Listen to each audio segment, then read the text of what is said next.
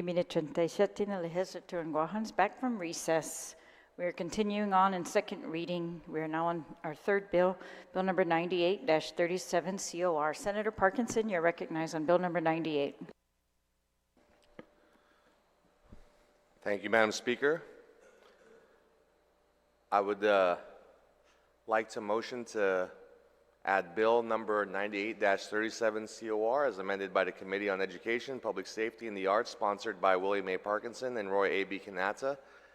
An act to add a new Chapter 55 of Division 5, Title 17, Guam Code Annotated, relative to mandating all Guam public schools to be ADA compliant, and to cite this act, the Guam Public Schools ADA Compliance Act of 2023.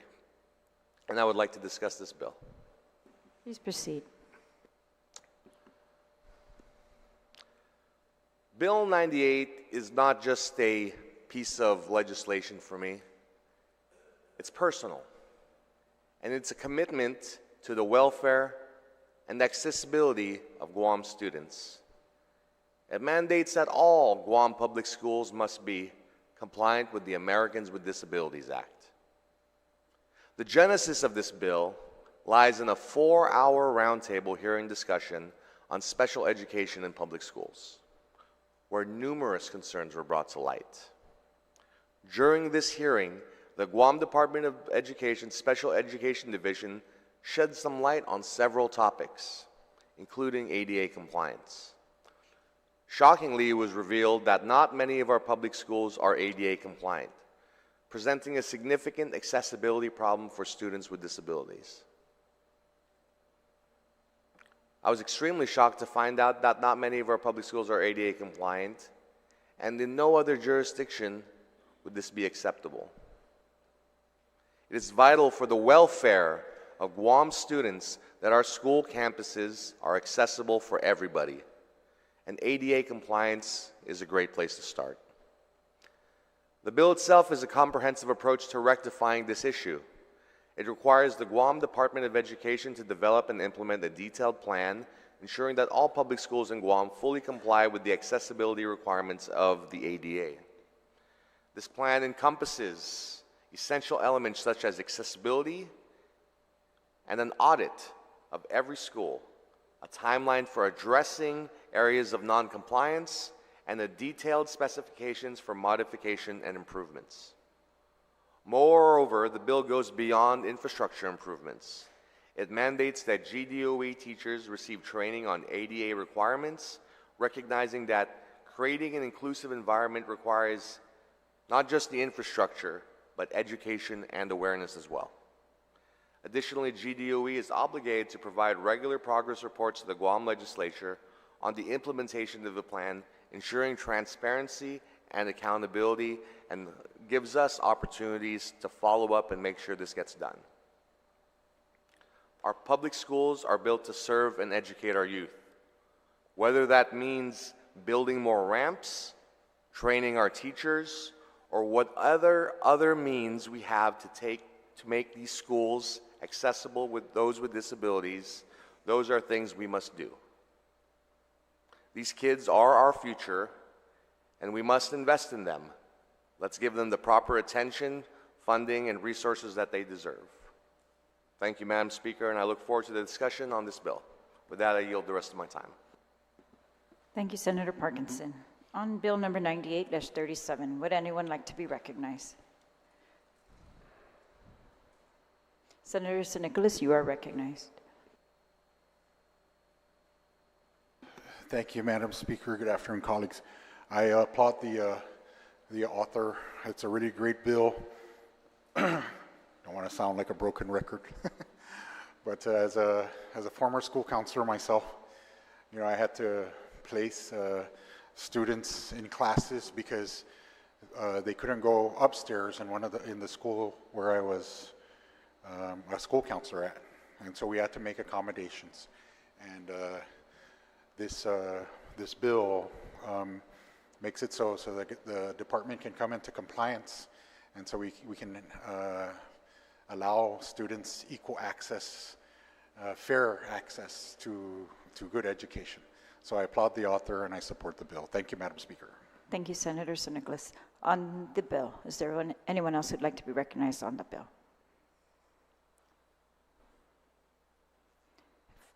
If not, then sponsor may close on the bill. Oh.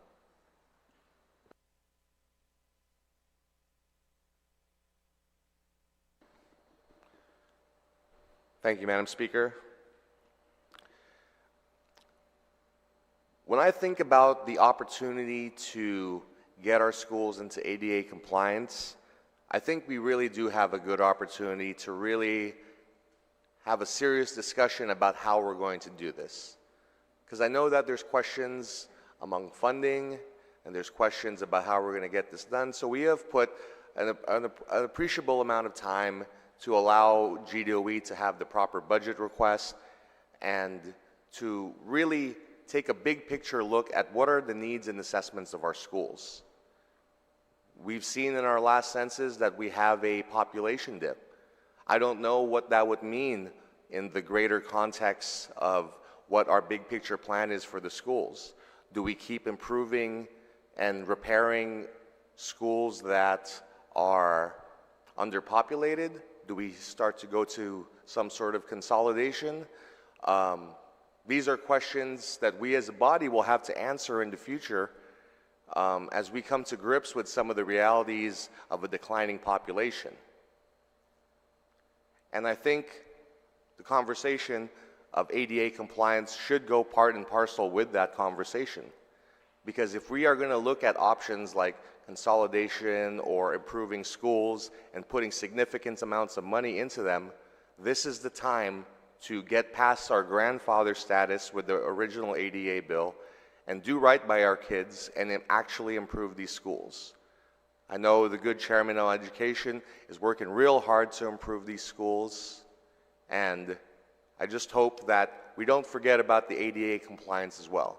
Because as one of the people who testified at the bill said, a lot of these infrastructure improvements are just better for everyone. Everyone benefits from the ramps. Everyone benefits from the bigger doors. Everyone benefits from the easier accessibility. With that, Madam Chair, I ask my colleagues for their support, and I yield the rest of my time. On the motion to place Bill number 98-37 COR onto the third reading, is there any objection? Seeing no objection, motion passes. We're continuing with second reading. We're now on Bill number 124-37 COR. Senator Perez, you are recognized. Thank you, Madam Speaker. I move to set aside Bill 124-37. On the motion to set aside, is there any objection? Seeing no objection, motion carries. We're now on Bill number 142-37 COR. Senator Parkinson, you are recognized. Thank you, Madam Speaker.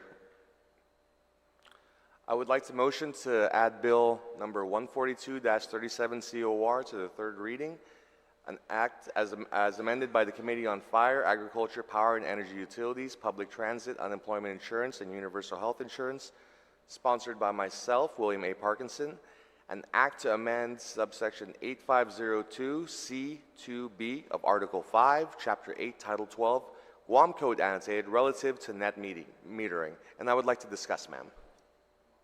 Please proceed. Bill 142-37 seeks to elevate Guam's commitment to renewable energy sources by expanding net metering opportunities for non-residential class customers. The bill aims to increase the kilowatt generated capacity under net metering from 100 kilowatts to 500 kilowatts, specifically for non-residential class customers. This initiative is designed to empower commercial establishments across the island to generate solar energy more efficiently and sustainably. By providing these businesses with the capacity to generate up to 500 kilowatts of solar energy, our island will be taking a significant step towards reducing carbon emissions, promoting energy independence, and creating a cleaner environment for all its residents. Also, by increasing the kilowatt generating capacity for non-resident class customers, we are not only promoting the adoption of solar energy, but also encouraging businesses to actively participate in our island's sustainable energy transition. This legislation will enable commercial establishments to significantly contribute to our renewable energy goals while saving on energy costs, fostering economic growth, and creating new job opportunities.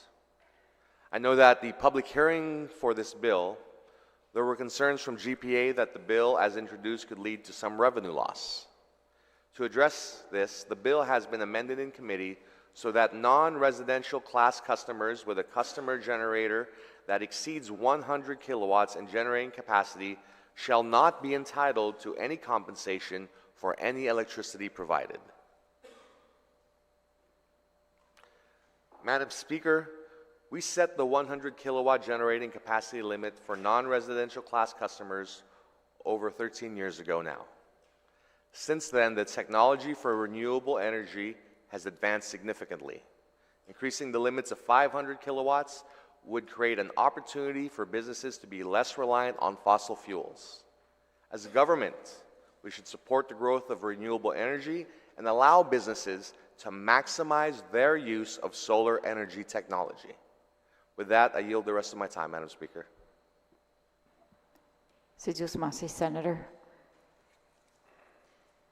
On Bill number 142, is there anyone who'd like to speak on Bill number 142? Senator Taitagui, you are recognized.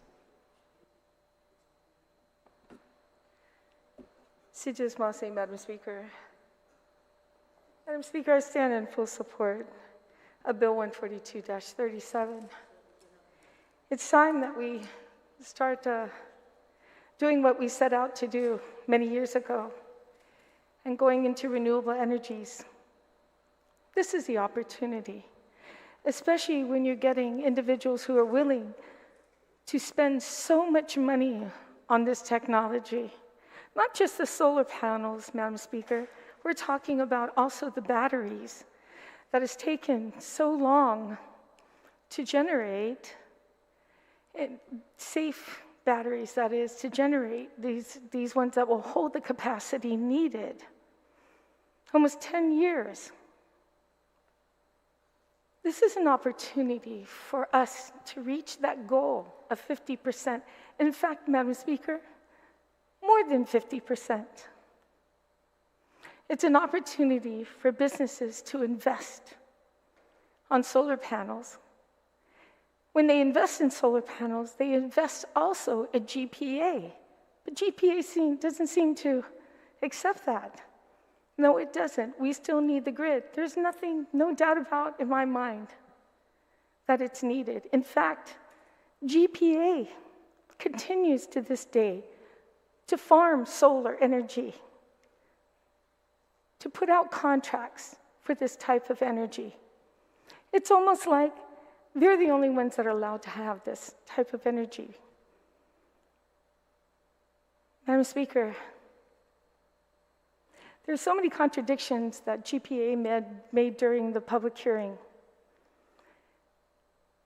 that did not make sense. One, especially when it comes to what's called a DG, which is distribution generation. GPA doesn't seem to be investing into solar panels so much, and it makes you wonder why. There's a technology called DERMS, and it's a software that helps when it comes to distributing generation of power from one to another. A software that they should have years ago, to assist them. And I don't think they have this. Oh, we're looking into it. We're getting it. If you recall, Madam Speaker, I believe most of my colleagues were here when they passed legislation that would actually reach by 2045, is it? We had, resistance from GPA, not wanting to go down that trail. But we pushed and we pushed. This legislation says, no, we need this. It's something that we all have to do our part in the world. Emissions. I know we're a small island and we don't put out very much. That's probably companies like, well, not companies, but people like China, other areas with high industrial companies that put out this in the air. And in fact, Madam Speaker, if you recall, there are times where Guam will have a warning, a smog warning report because of smog coming this way. We might not be those that are contributing to climate change or the issues that surround it, but we do deal with costs that our families are so difficult to try and pay, that power bills are outrageous. We need to stop being bullied by GPA. If other countries are doing the same thing and going this route, then we need to do the same and ask GPA to do just that. I'm hoping by 2045 that we're at 80%, not just 50, but 80%. And not just solar, my colleagues. There's new technology out there to lower our power bills, our energy bills that we all have been affected by. It's almost like power bills for a small 2-bedroom home now is almost $400 a month. A month. Now we're looking at businesses who have the funds to actually invest. And my colleagues, when these businesses find some savings, they now can be competitive in the market to lower their prices because they're not spending it all on power. So that's what this bill could do. Lower the cost of goods to a lot of these companies who are able to use solar energy so they can pass on that savings, and hope to God will pass on that savings, but it definitely will make them more competitive in the market. There was another testimony that I'm hoping made it into the committee report. It was in September 15, 2023. So I know that the good author of the legislation made sure that it went into the committee report. I ask you guys to read that testimony. It rebuts a lot of what GPA had said. But most important, think of the cost savings and that being passed on to our community and the ability to go green. Let's be part of going green. Let's be a part of a good solution. We have a solution, ladies and gentlemen. I have a solution. Let's take that. Thank you, Madam Speaker. Thank you, Senator Taitzigui. On Bill number 142, is there anyone else who'd like to be recognized?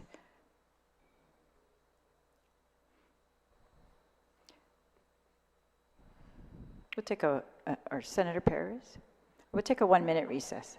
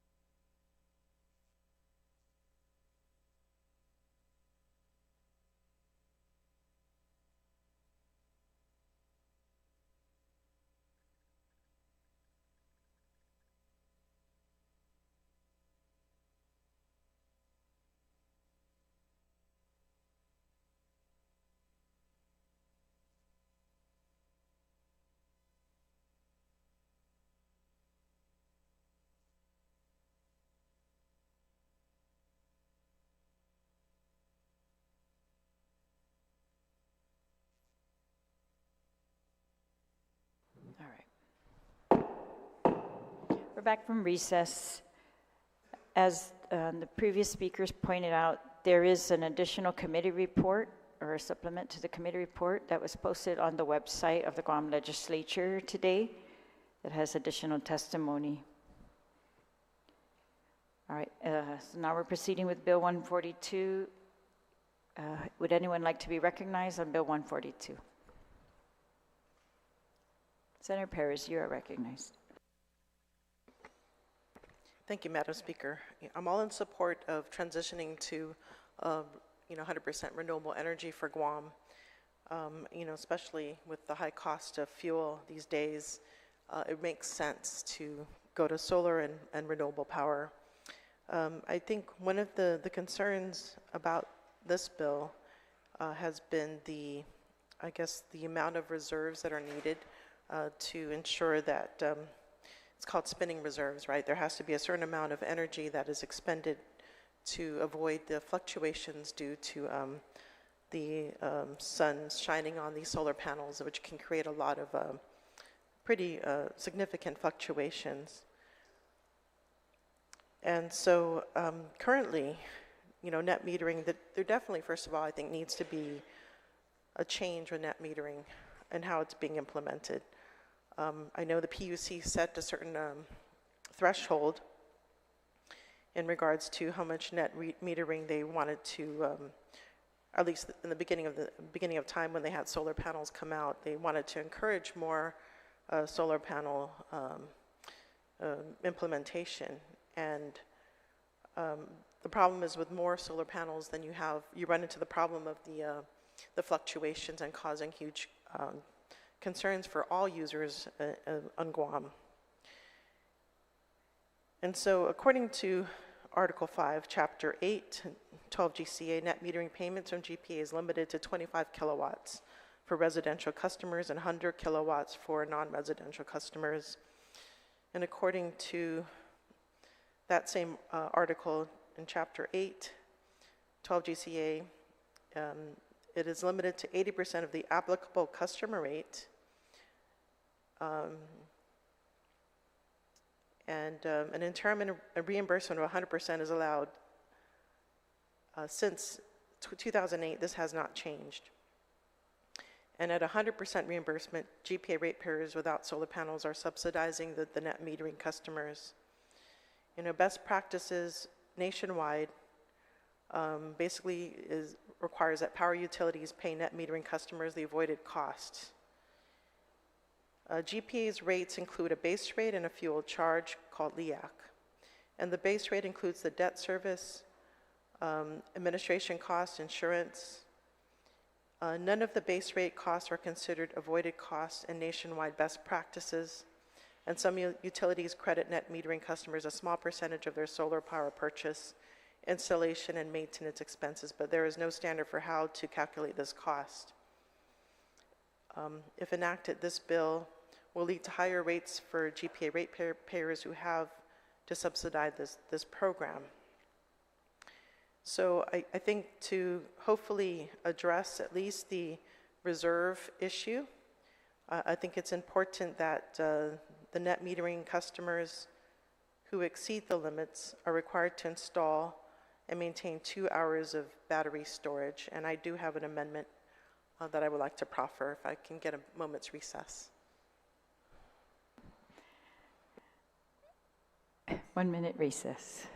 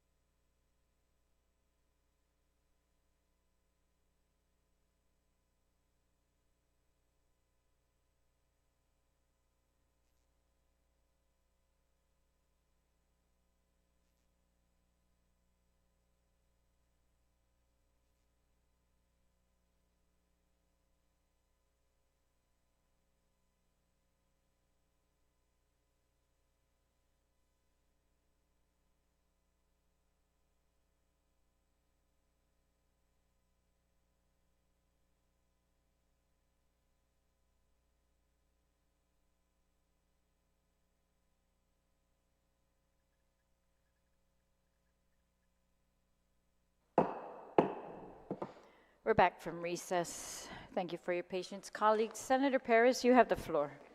We are on Bill 142-37 COR. Thank you, Madam Speaker, for the opportunity to make a change or to draft this amendment. So I would like to proffer this amendment, which changes lines 13 to 17 on page 2. The amendment reads, the changes will read to Section 2B, will not to exceed 500 kilowatts for Guam Power Authority non-residential class customers, provided that non-residential class customers add and maintain not less than 1 full hour of battery backup if the non-residential class customer exceeds 250 kilowatts, and 2, prior to authorizing additional solar power capacity of more than 250 kilowatts, the Guam Power Authority shall certify the non-residential class customer has installed a suitable battery backup system consistent with the requirement supra, and to allow legislative council to make technical corrections. Again, so the purpose of this is to address any fluctuations that could occur when there is a cloud cover, which can have significant impacts on the amount of power being generated, and which would then trigger these businesses to then draw power from their circuit, which can then potentially shut it down if there's a lot of demand for the power. And so by having this backup power, that would hope to alleviate that issue. And I ask for my colleagues' support. On the amendment, is there anyone who'd like to speak on the amendment? On the amendment, Senator Taitagui, you're recognized. Thank you, Madam Speaker, and thank you for the opportunity for us to take a short break, which comes to a compromise in this, because the battery usage is not one size fits all. It doesn't work that way. It's system dependent, and it needs to be sized based on the type of kilowatt or how many solar panels are utilized. What we don't want to do is price out the smaller companies. We want to encourage individuals to go use renewable energy, whether it's solar, wind, and maybe one day geothermal, anything like that. Some people may cringe when they hear about incineration, but there are different types of opportunities to stay off fossil fuel. And we definitely don't want to price the smaller businesses, because Guam is, the majority of businesses on Guam are the smaller businesses that make up our island, that make up our economy. So I appreciate that the good author of this amendment is willing to compromise to at least the 250. Anything above that would go into a 1 hour battery. But that doesn't stop businesses who generate 500 kilowatts. Like I said, it's not a one-size-fits-all scenario. It is dependent upon the system that's utilized. So I stand in full support of this amendment, and thank you, Madam Speaker, for the opportunity. Thank you, Senator Taitagui. On the amendment, Senator Parkinson, you are recognized. Thank you, Madam Speaker. I too rise in support of this amendment. I think it's a fair compromise that balances the needs of the stakeholder versus the needs of public safety, and making sure that things work in a proper manner. As the retiring speaker said, not all systems are built the same. You can't just fit a one-size-fit-all program on all of them. And I think this compromise really reflects the bespoke nature that some of these systems would require, as definitely on the larger end. But I think we need to also put some consideration on the smaller end, so that we don't price out some of the smaller businesses that are also trying to participate in this program.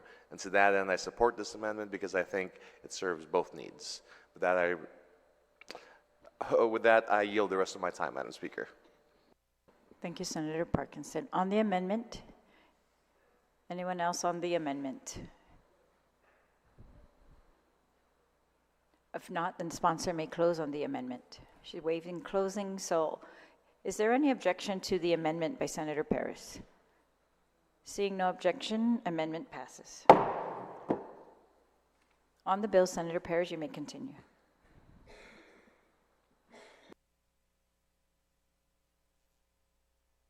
Thank you, Madam Speaker. I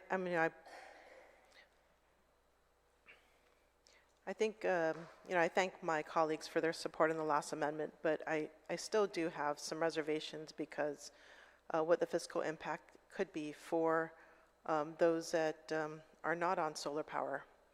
And that's pretty much consists of a lot of our residents. And, what would be the impact to them in regards to subsidizing, the cost that GPA has in regards to their infrastructure in general. And so that remains to be seen and something that I will think about on whether to support this bill. Thank you. Thank you, Senator. On the bill, is there any other senator who'd like to be recognized on the bill? Senator Barnett, you're recognized.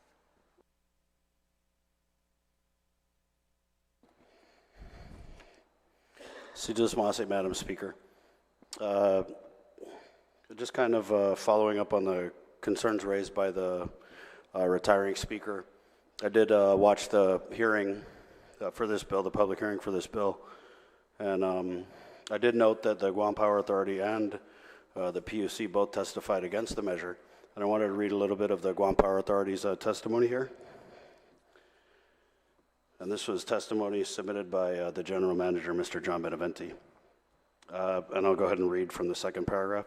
The Net Energy Metering Program, NEM, initially mandated with good intentions to jumpstart customer-generated renewable energy, has resulted in a significant negative impact on base rate revenues and created two classes of customers, NEM and non-NEM customers. NEM customers receive a full rate credit for all energy they export into the GPA grid and avoid paying their share of costs associated with the island-wide power system operation, maintenance, debt, capital investment, etc. Rate increases to cover loss of revenue or increased cost is entirely borne by non-NEM customers, the little guys and girls, including low-income, fixed-income, and other at-risk customers. Currently, NEM are not required to pay about $5.2 million of annual operating costs. These costs are subsidized by non-NEM customers. As of March 2023, there are approximately 2,500 NEM customers with a combined capacity of 32 megawatts of daytime generating power, which may be exported to the grid. The vast majority of these customers do not have energy shifting batteries, thereby adding to the overall energy demand of the grid during the daily peak hours of 5 to 11 p.m. At this point, customers with batteries incorporated into the residential or commercial solar PV systems do not significantly reduce the overall demand or assist with providing additional capacity during peak. Should this legislation become law, approximately 1,300 current NEM customers will have the opportunity to increase production. Now, if 25% of these customers increase their production over 100 kilowatts, the revenue impact loss to GPA is estimated at $12 million. Add this to the current $5 million subsidy and the NEM program's impact to non-NEM customers will be an estimated $17 million annually. The projected impact does not include costs for impact studies and mitigation projects to address the proposed 400% energy generation increase. This change will certainly require GPA to file for a rate increase to cover its operating costs, which is borne by only the non-NEM customers, meaning people who don't own businesses and have solar power. I also wanted to just read some of the testimony from that was submitted by the Public Utilities Commission. And I'll just go ahead and they submitted a 4-page testimony, and I'm only going to read out the big black bold headlines. The PUC testifies passage of a bill to increase the limit of net metering generating capacity for non-residential class customers from 100 kilowatts to 500 kilowatts will likely cause and trigger a substantial rate increase. Increasing commercial net metering capacity to 500 kilowatts will not provide the load capacity that GPA needs nor assist GPA with load shedding. Increasing commercial load capacity to 500 kilowatts will probably cause instability in the power system and more outages. The last point they make, if Bill number 14237 becomes law, the PUC may likely be compelled to reduce the compensation rate for all net metering customers. And so the retiring speaker had questioned the cost to ratepayers, and it's all right there in black and white, Madam Speaker. I'm not sure why it wasn't mentioned yet, but I would just caution the body, the good body, to just be careful when we, out of one side of our mouth, say that we want to help our people by offering them energy credits, when out of the other side of our mouth, we're embarking down a road that is going to hit the ratepayers of Guam with $17 million in cost, just so big businesses can save a buck. Thank you, Madam Speaker. Thank you, Senator. On the bill, is there anyone else that'd like to speak on the bill?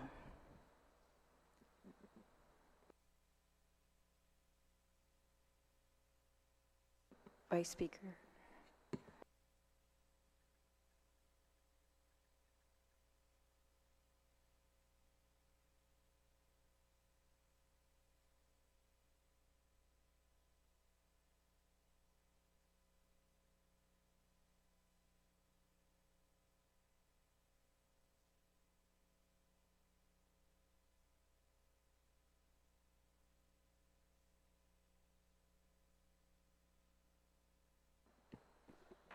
On the main motion, I'll recognize Speaker Teresa Lai on the main motion. Thank you very much, Madam Speaker. The bill has a very good intent. Let's allow businesses to increase their capacity for solar-powered generation. I have no objection to that, except that we have empowered GPA and the PUC to come up with this increase in solar power for our entire island, and we are relying on them to do that, and they have promised to do that by a certain date, and they have promised to reduce our residential rates, especially but when this new power plant comes up. And I don't want to put anything that mandates a rate increase. And they have very clearly testified that this bill will result in a rate increase. And PUC backs up GPA and says this bill will result in a rate increase because they are mandated by law to do that, to account for the costs. It will certainly require GPA to file for a rate increase to cover its operating cost, which is borne by only the non-solar powered customers or net metering customers. So even with the amendment, and even I want to applaud the sponsor of the bill for an excellent amendment to the bill. I think that was a great amendment. He took away, half of the battle by saying that they can't get reimbursed for power that they might feed into the system, only up to 100. He puts a cap on that to only up to 100 kilowatts. I think that's an excellent amendment, and I want to thank the sponsor of the bill for that. I just don't think it takes away, however, even without reimbursing those solar powered companies for the power they might be putting into the grid, without reimbursing them, GPA and PUC say we still will have to raise rates. I believe these parties can come up with a better solution if forced to. And so I think we should force them to, by not passing the bill. I don't think we should take a chance to increase, and they're talking now the base rates, not the LEAC, the fuel on our power, but the base rates. And I just don't think, we're talking earlier about we've been trying to reduce, you know, what the people of Guam are going through, what we've been trying to accomplish by giving $100 energy credits 3 times now. That's because the rates are too high.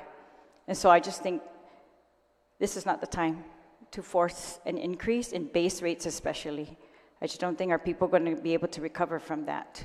And I don't think the companies that may be benefiting from this, I mean, I just think we can find a compromise solution with them that doesn't put it on the backs of regular rate-paying residential customers.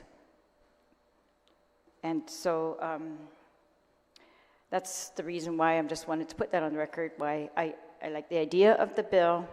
I like the amendment that the sponsor made to the bill, but I just don't think it went enough to cover the huge objection to the bill by GPA and PUC, and that is that we're going to be putting this benefit to solar-powered businesses on the backs of every residential customer, including those with low income, fixed income, other at-risk consumers.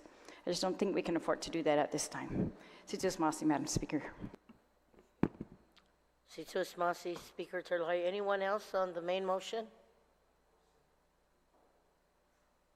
If not, Senator, you may close.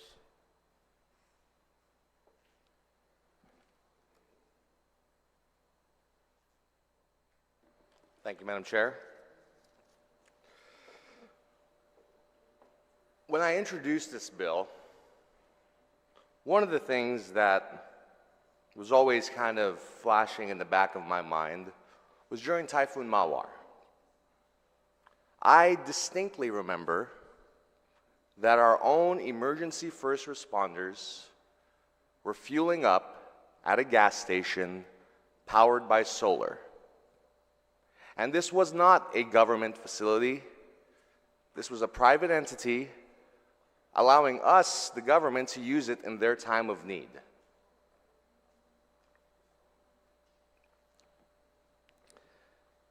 And we've had many emergencies, not just in Mawar, but whenever we've had load shedding, GPA would tell us that part of their mitigation plan is they will ask some of our biggest customers to get on their own power to save the rest of us on the grid. But we got to be fair to them as well. If we find ourselves asking them to get on their own power sources to do us a favor, we should not be hamstringing them and preventing them from getting the most cost-efficient way of providing electricity for themselves. They should have the option to cut their cost. Technology has improved significantly since the inception of these original guidelines and laws. As technology improves and our own energy demands increase, we should explore expanding this idea. Not just the lifting of the cap for businesses, but for residents as well. For all customers that can do so in a safe and responsible way. We should be putting these solar panels on the roof of our schools, on the roof of every building here on the island. But every time some sort of solar idea is put forth that will save people, businesses, the government of Guam itself money, GPA comes here with the emotional blackmail of, hey, if you do this thing that saves you money, we're going to raise rates on everybody else. And that emotional blackmail turns my stomach. We come to this people's house and we say we want to make changes. And we are here with an opportunity to make a change. And let's say, let's do nothing because it's way too complicated and they might raise the power rates. They say that every single time. And every single time they have said, if you do this, they're going to raise the power rate. We, as a body, have caved into GPA. And what do? They raise the power rates anyway. So I don't buy that brand from GPA. We took out the compensation to owners because they said, oh, we can't afford this if we're going to compensate the owners with the NEM metering. So we put in the amendment to take that argument away. We made the amendment so these people would not be compensated. And still GPA says, well, if you do that, we're still going to raise your rates anyway. It makes me think it's not really about that. They just don't want anything that reduces their revenue and threatens their ability to pay the bond. It's not fair that after 20 years of mismanagement that we have to come to alternative solutions because our energy systems have failed us.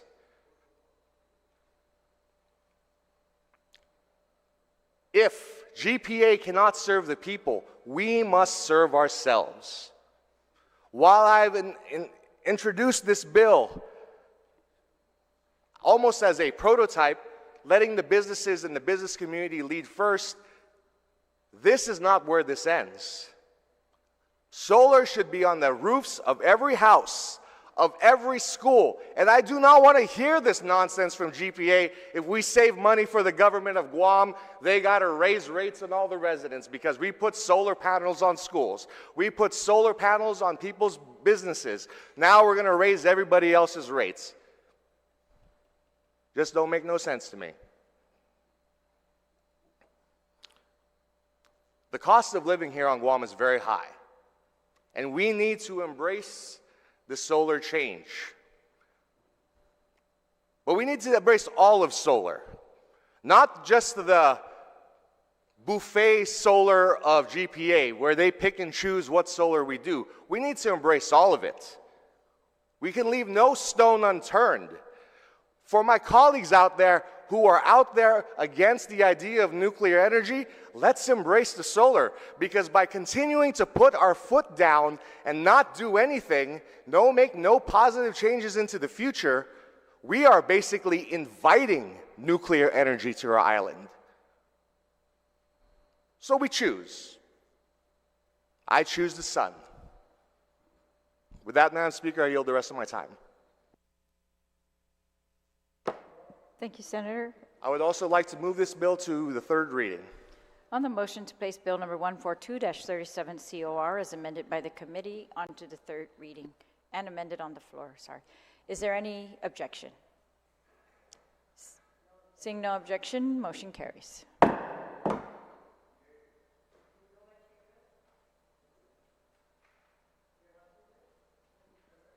We're now on Bill number 170-37 COR.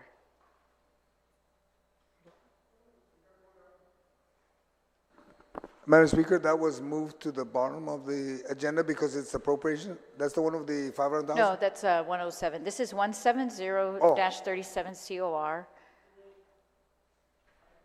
Senator San Nicolas. Can we get a motion to pass this and let's address the next bill? Madam Speaker, I move to pass Bill number 170 on file at this time. All right, we'll just pass it down one, not to the bottom. On that motion, is there any objection? Seeing no objection, motion passes. We're now on Bill number 171-37 COR. Senator Pears, you are recognized. I move to put this at the bottom of the agenda. All right, there's a motion to To place Bill 171-37 on the bottom? Madam Speaker, I'm going to object to that because when we get to the Appropriations Committee, make it be before All right. that, so that it's not. Bottom of the agenda, but before Bill 107, Committee of the Whole. Is there any objection to that motion? Seeing no objection, motion carries. We're now on Bill number 186-37 LS. Senator Perez, you are recognized. Thank you, Madam Speaker. I move to accept the substitute version of Bill 186-37. It's on the drive. All right. There's a bill being passed out as amended by the committee and substituted on the floor. Is there any objection to the motion to accept the substitute version? Any objection? Seeing no objection, substitute version is accepted. Motion's carried. Please proceed, Senator Perez. I move to place the substitute version of Bill 186-37 into the third reading file, and I wish to discuss. Please proceed. Bill 186-37 aims to update the current statute in order to ensure that tobacco nicotine license fees and penalties pursuant to the Guam Tobacco Control Act are directed to government agencies responsible for regulatory efforts, prevention, education of tobacco nicotine use on Guam, and expand the capacity of their operations within these agencies, namely the Department of Revenue and Taxation, the Guam Behavioral Health and Wellness Center, and the Department of Public Health and Social Services. The 2021 Guam epidemiological profile shows the following alarming findings. Tobacco-related diseases are the major cause of death on Guam today. Smokeless tobacco use among adults is nearly double the U.S., and smokeless tobacco use among Guam's youth is almost triple the U.S. rate, with Micronesians having the highest rates. Additionally, in a span of 2 years, from 2017 to 2019, the Youth Risk Behavior Survey, or YRBS, released in 2023 showed that the electronic nicotine delivery system use amongst youth increased from 1 in 4 to 1 in 3 high school and middle school students. Pertaining to enforcement, between 2018 and 2022, approximately 106 citations were issued for non-compliance amongst the 329 licensed tobacco retailers. Of the 13 businesses that were non-compliant, one retailer was cited for its fourth offense within a 5-year period for selling to a person under 21 years of age. The store was subsequently fined $10,000 and their license revoked and will not be able to apply until 2026. Since 2018, over 100 citations have been issued and close to $100,000 collected. Biannually, the Guam Behavioral Health and Wellness Center's Peace Prevention and Training Branch, in collaboration with DRT's Compliance Branch, performs compliance checks amongst licensed tobacco businesses on Guam through the SINAR program. In 1992, through the Public Law 102-321, Congress enacted the annual SINAR program with the intent to decrease youth access to tobacco in the U.S. The SINAR program is a federal regulation administered by the Substance Abuse and Mental Health Authority, or SAMHSA. Since 1999, the Peace Prevention and Training Branch receives up to about $77,000 to administer these compliance checks. According to a recent SINAR report published in December of 2023, there was a decrease in compliance from 97 to 94.8%, with the addition of the electronic nicotine delivery systems, or ENDS. Bill 186-37 proposes to update the distribution to where these fees and fines go. Currently in law, 30% of the fees and penalties assessed are to be deposited in the Department of Parks and Rec's Off-Island Sports Fund, which has been repealed by Public Law 36-107. Bill 186 proposes to distribute the funds, with 20% going to the Department of Revenue and Taxation's Better Public Service Fund to assist with compliance and enforcement of tobacco nicotine laws, rules, and regulations pursuant to this chapter, 30% to the Department of Public Health and Social Services, Health and Human Services Fund, which is created to receive funds from the tobacco settlement funds, for the purposes of providing tobacco nicotine education, prevention services, comprehensive cancer, breast cancer, cervical cancer care, and then 50% to the Youth Tobacco Education Prevention Fund for compliance, education, prevention to the Guam Behavioral Health and Wellness Center, its Peace Office. The shift in funding to compliance could assist in curbing access to tobacco and nicotine products to those under 21 years of age. Guam Behavioral Health Director Ariola stated in her testimony, the best practices for compliance would involve 2 unannounced visits per retailer per year, which could be attained with added funding. Bill 186 also increases accountability, that the funds are deposited promptly instead of quarterly, particularly with the dwindling amounts of the Master Settlement Agreement funds. Although many of these programs are primarily federally funded, the funding is not enough to meet epidemic proportions of tobacco and nicotine use on our island, especially amongst our youth. This additional funding can go towards prevention, cessation, compliance, and enforcement. Bill 186 will be our government's investment into prevention by offering a supplemental source of funds to administer key enforcement initiatives and diversifying funding for enforcement initiatives, such as increasing compliance to twice a year versus once every 2 years, offer community youth alternative programs, expand efforts of social media campaigns, and offer prevention education workshops within Guam schools. I want to thank my co-sponsor, Senator Chris Barnett, and I humbly ask for my colleagues' support. Thank you, Senator Paris. On the bill 186, is there any senator who would like to be recognized? Senator Sinaugusson? Madam Speaker, I don't want to address the bill in general yet, but on page 3, line 11, I just brought this up with legal, and maybe the author can fix it. It says, page 3, line 11, in the following manner by the director. Director of what? I'm just trying to understand that. And if I go further down, as I was talking to legal, you have different agencies, but you start out with something in the beginning. Be specific. Director of whatever appropriate agency it applies. Then I can understand that. Otherwise, I'd have to look into the law. I'm not talking in general of the bill yet. I just wanted to comment about the bill on page 3. As I look at everything else, I'm just trying, I just need to digest this a little bit more. But that's the only thing that caught my eye is the director of what? Bring clarity, then we can move on. Then I may comment on the bill. Thank you, Madam Speaker. Maybe the author can, she's speaking to legal right now, they can fix this. Thank you. Would the sponsor yield?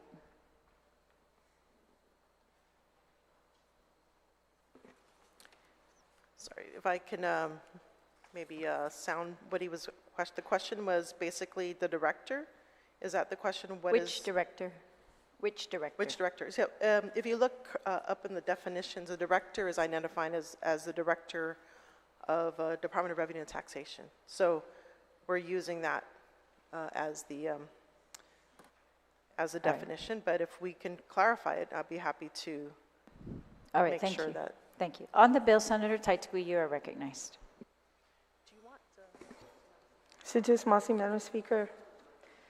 We can also do maybe some cleanup too on aisle 3, line 21.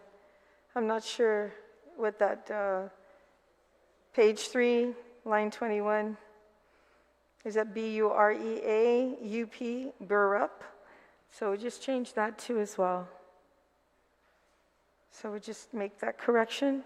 There is no intention for it. It's just a misspelling, correct? Okay, so it's technical in nature. The other thing I had a question about, so we'll make that correction, okay?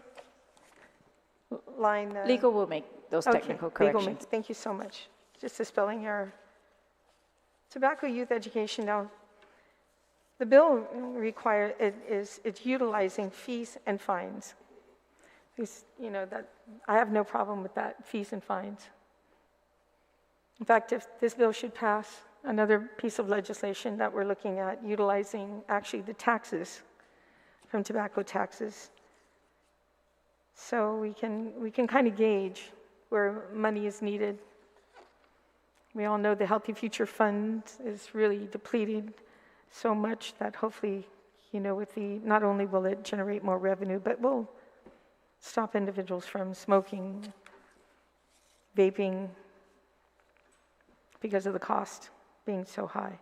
But when it comes down to the Youth Tobacco Education Prevention Fund, this is administered by Guam Behavioral Health and Wellness.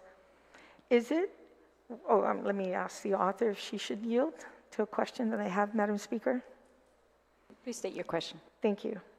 So the question is, Guam Behavioral Wellness Center, the money is put into an account which they will oversee, non-transferable, which is good.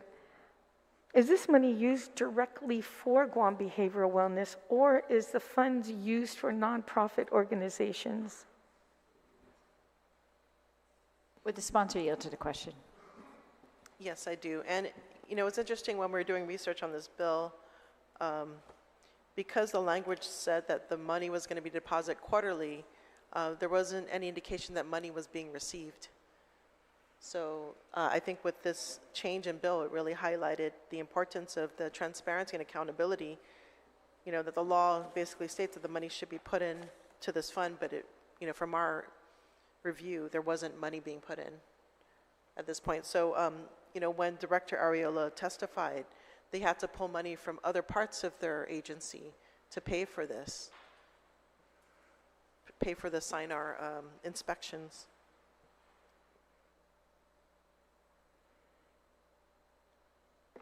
So as far as going to nonprofits, here, you know, the piece is embedded within the Guam Behavioral Health and Wellness Center, and they need every dollar to go towards inspections, education.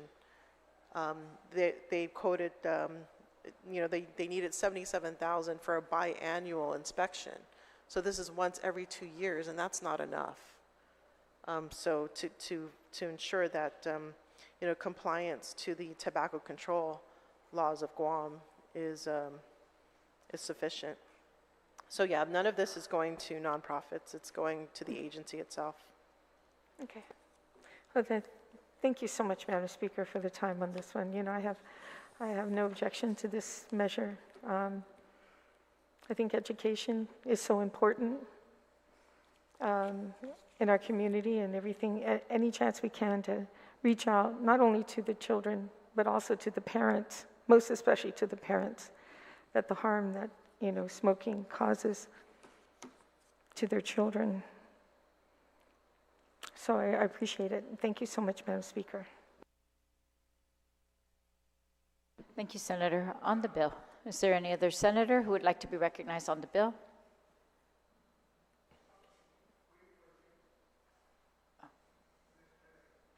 Senator Barnett on the bill.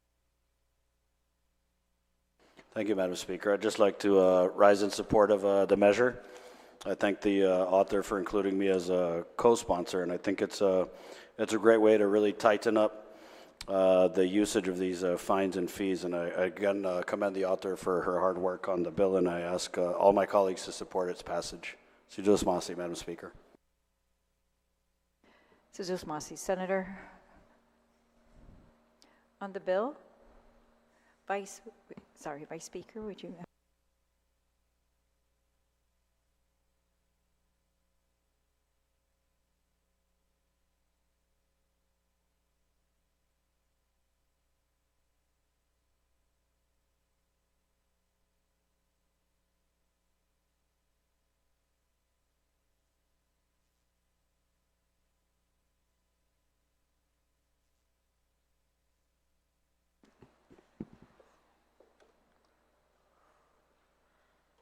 On the main motion, Speaker Therese, I will recognize you at this time. Please proceed. Thank you, Madam Speaker. I'm in support of the bill, but I just wanted to get some clarification, particularly on the record, if the sponsor would yield so that everybody's clear when we're voting and the public is clear on exactly what we're doing here. Go ahead, Speaker, and state your question. Yes, it's really, it looks like we kept the same percentage at the Youth Tobacco Education and Prevention Fund, which is monitored by the Guam Behavioral Health and Wellness Center, and according to the bill, will be used for compliance monitoring, prevention, and education programs, which is different from the previous use, which was compliance. Well, sorry, it's similar. It's youth compliance monitoring and prevention and education programs. So that's the same.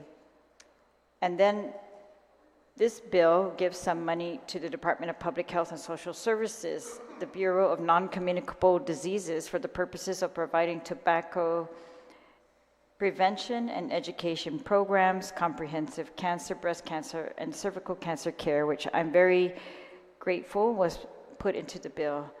And so my question is really just, so the part that we're giving to revenue tax is for compliance and enforcement of tobacco and nicotine laws, rules, and regulations. And we're also giving to behavioral health for compliance monitoring. If the sponsor of the bill could just explain who's going to be really responsible for which part of the compliance monitoring or the enforcement of these fines for the public. Thank you, Speaker. Senator Paris, would you like to yield to the Speaker's inquiry?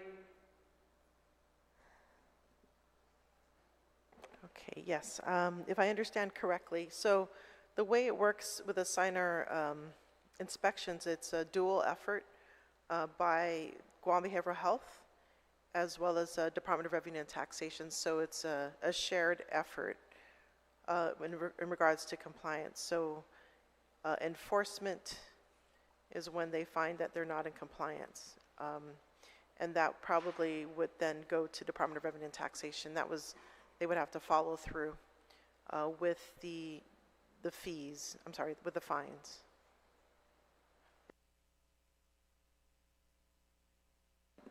Speaker. Thank you, and thank you to the author for yielding to that question. And so I just wanted to reiterate my support for this bill. In the Guam Behavioral Health and Wellness testimony, I think it was very telling what we are looking at on Guam. So this bill is to increase fines, pretty much. A little bit of difference of where they're going to go, but primarily it's to increase fines to retailers who are selling tobacco products to minors. Yes, the penalties.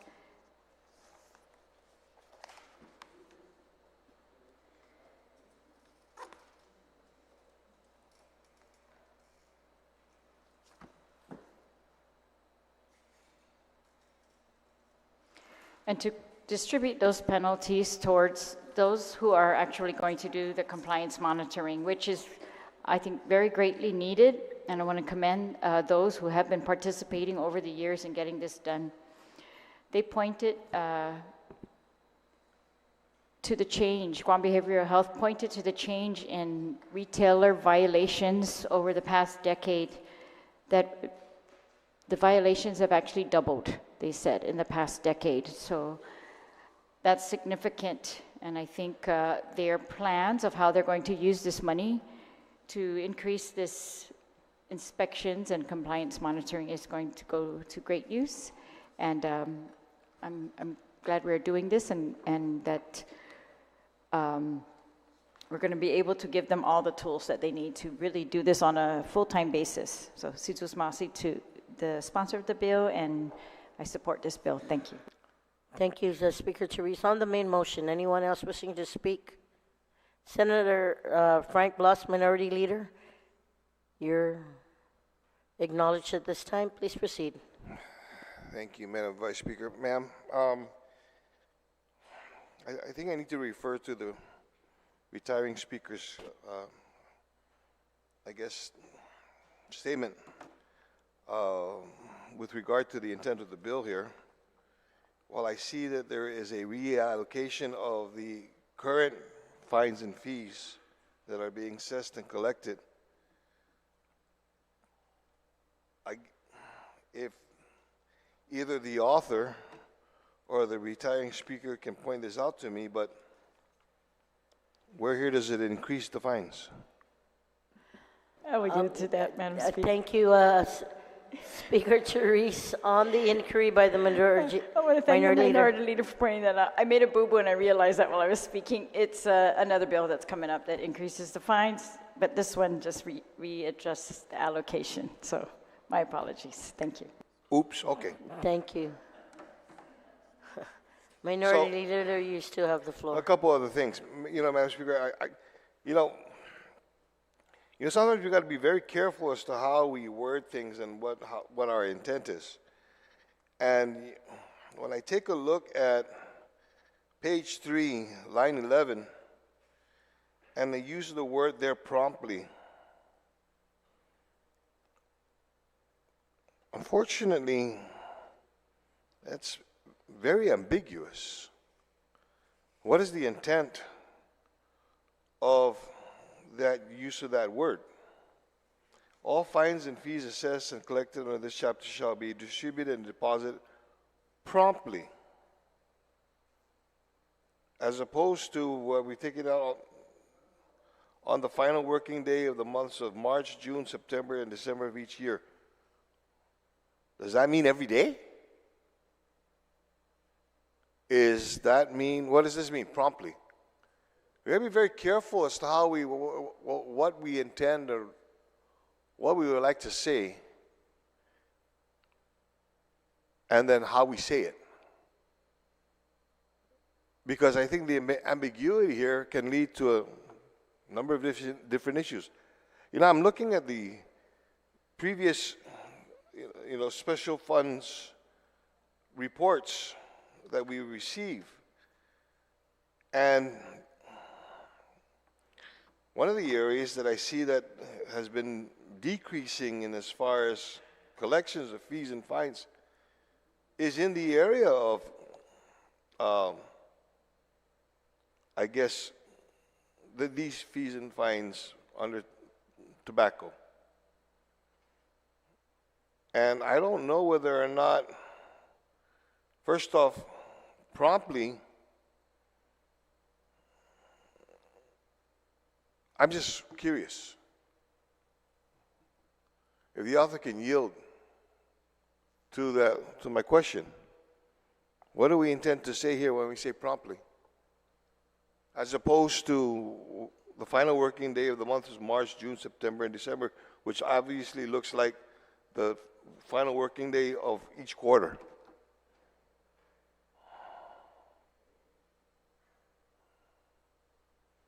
Hello? I'm going to...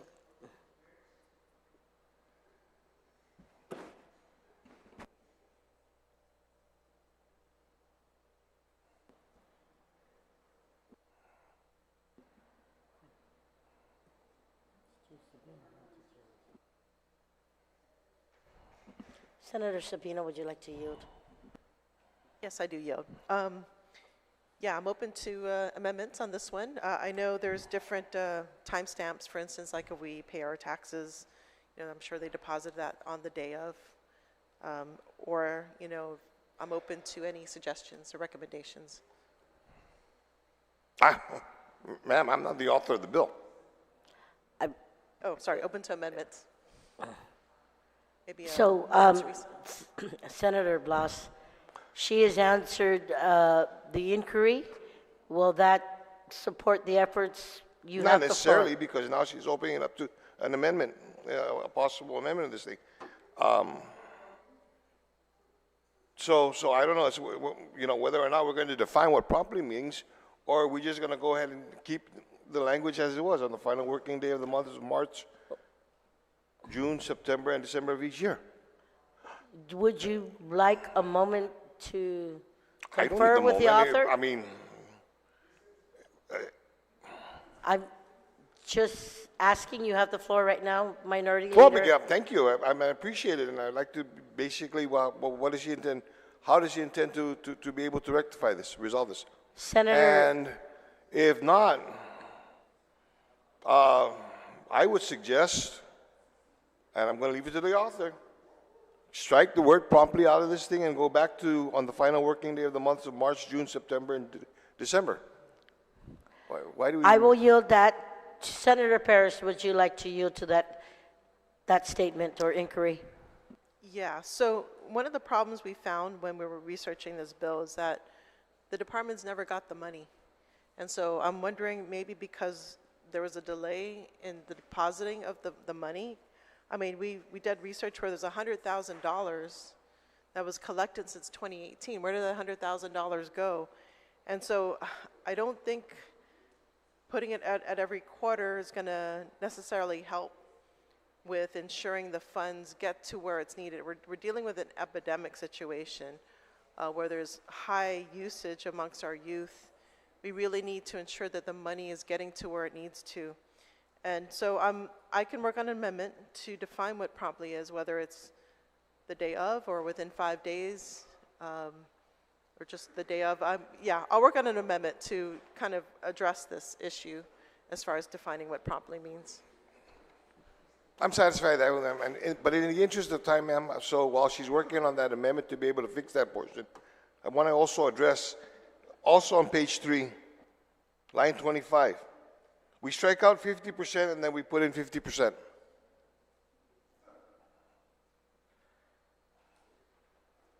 Is there a difference between 150% and the other 50% here?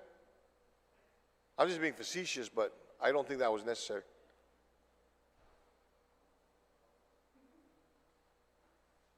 So, those are some of the, okay? And I would suggest, in as far as the author, you know, to make that technical amendment to the bill, because if the strikeout wasn't necessary, because we're striking out 150% and replacing it with another 50%, okay? 0 plus 0 equals 0. So, she's going to be working on the amendment. If it's satisfied, I think that my concern with regards to the word promptly can be rectified before the bill moves down to the third reading file. Thank you very much. Jesus Masi, Senator Blas.